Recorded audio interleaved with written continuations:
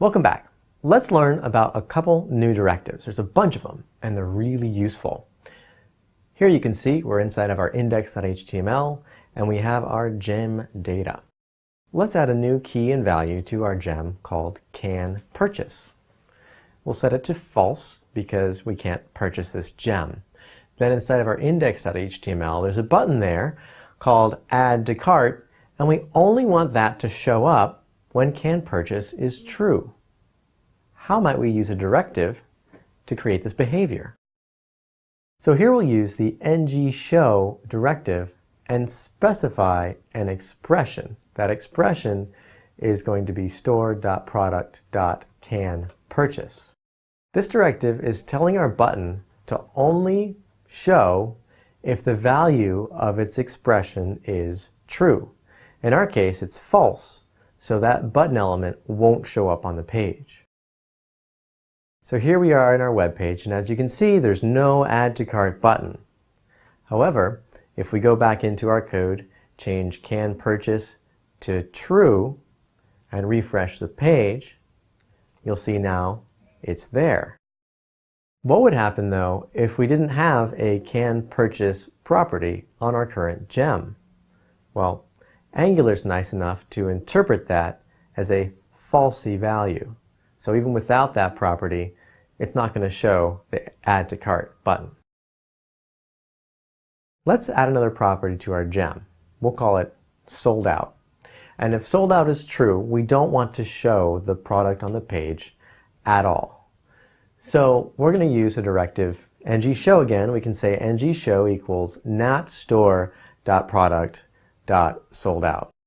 Now there's another way we can do this, which is a little bit more readable by using the ngHide directive.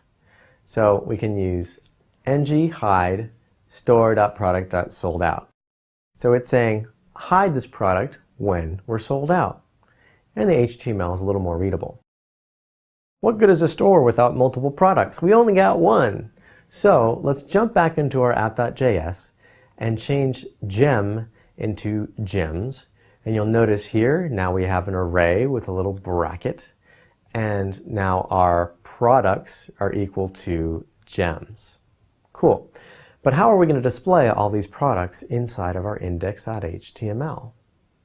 Maybe a directive? If you think so, maybe you're right. Let's check it out. So back in our index.html, we can print out each of these products to the screen by accessing their array index, as you see here.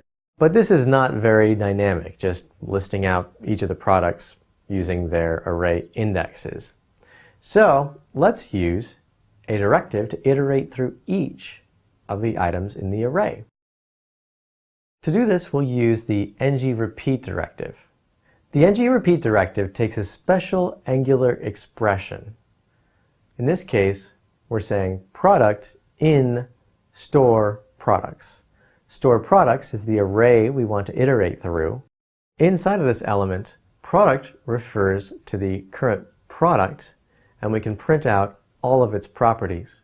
And this will get repeated for as many products as we have. So now if we jump into our browser, we can see that it shows us all of the products.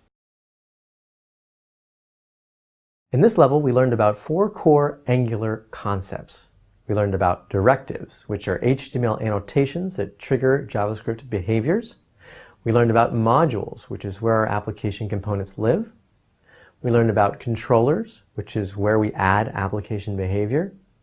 And lastly, we learned about expressions, which is how we get values displayed onto our page. With this understanding, I turn you over to the challenges, and I'll see you in the next level. Try your hands at writing a controller, like this. Angular rocks my socks. Yes, ship it, done.